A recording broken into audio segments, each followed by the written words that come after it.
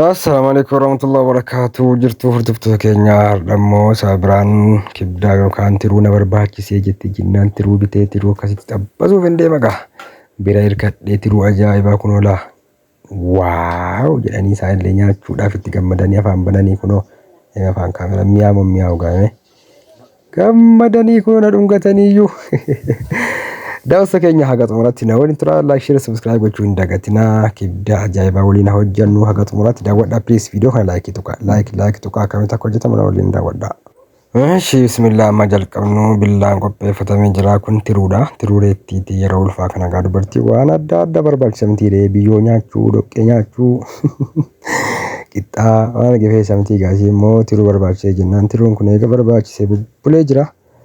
Tiruu kana akka carraa argee bitee makuna akkasitti shaf godhee kukkutee ofiifan hojjetaa jira. Waa hojjechuu hin beektu hin jedhinaati akka ajaa'ibaatti hojjetamaa jira. Mummuramee kunoo kana fakkaata. Tukusiidha yookaan immoo haaraa isaati maashaallah. Kan amma qalameedha. Akka carraa argee bitee fidee fi amma immoo maxabashaatti naqannaa jirra gaha. Maxabashaatti naqamee eega ka'ee immoo shunkurtii fi qullubbii timaantimii qopheeffatamaa sana booda barbaree qaaraan illee ni jira. Qullubbiin hundinuu qophaa'ee jira. Shaf godhamee kunillee eega mummuramee ka'ee dhiifama gaa qulqullina viidiyootiif ofumaaf waraamamaa jira. Amma shunkurtiin muramaa jira. Shunkurtiin eega muramee ka'ee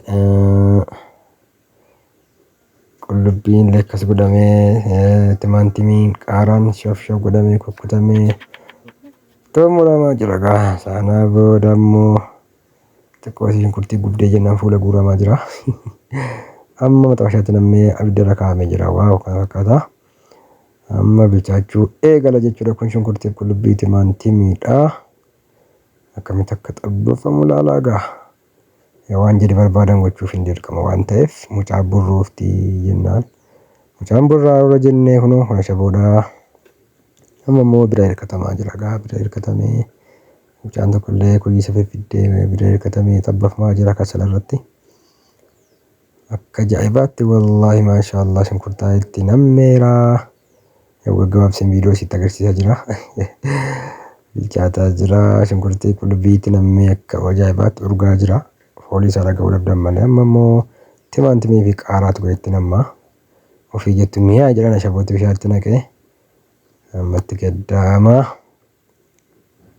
Waaw bilchaataa jira. Akka ajaa'ibaatti wal fudhataa jira. Kana fakkaata. Waan isaan barbaadan guutan mana jennaan guunnaa jirra kunoo. Amma immoo ashabootti itti nammaa jira. Kuyyaa tokko itti nammaa jira. Gulbatii kibdaa maal jedhama sila gulbatii ajaa'ibaati.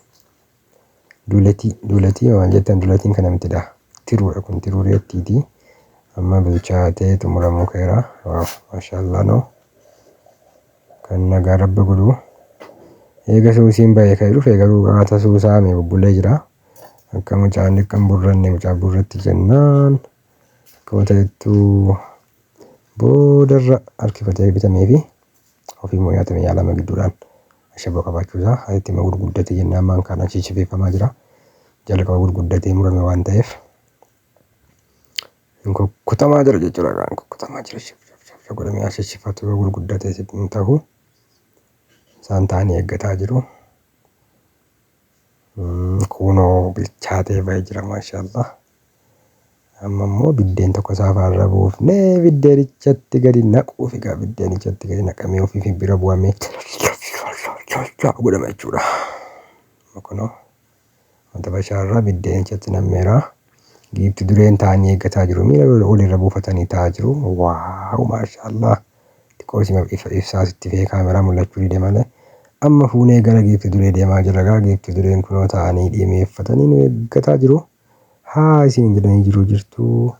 Waaw. Gulbatiin baay'eeraa biddeen illee kana fakkaatti. Kibdaatti. Waaw immoo hin gurshamaa jira gaa. Minyaawu. Waaw usumaan jaalladhu ta'e. Inni qoisiifan dabalaa ba'ee ta'eera miti ta'eera. ta'eera 100% yes ta'eera akka ajaa'ibaatti. Kanaaf dhiironni ulfeessuu qofa miti yeroo ulfaa kana waan dubartiin barbaaddu tokko tokkoon guutuufiin keessan dirqama. Girgiddaa manaa nyaachuun jira barbaadame. Kottee harree nyaachuun hin jiru. Waan barbaachisaa ta'e hamma danda'ametti itti fiduun dirqama jechuudha. Ofiif nyaatamee ilaalamaa jira. Waaw!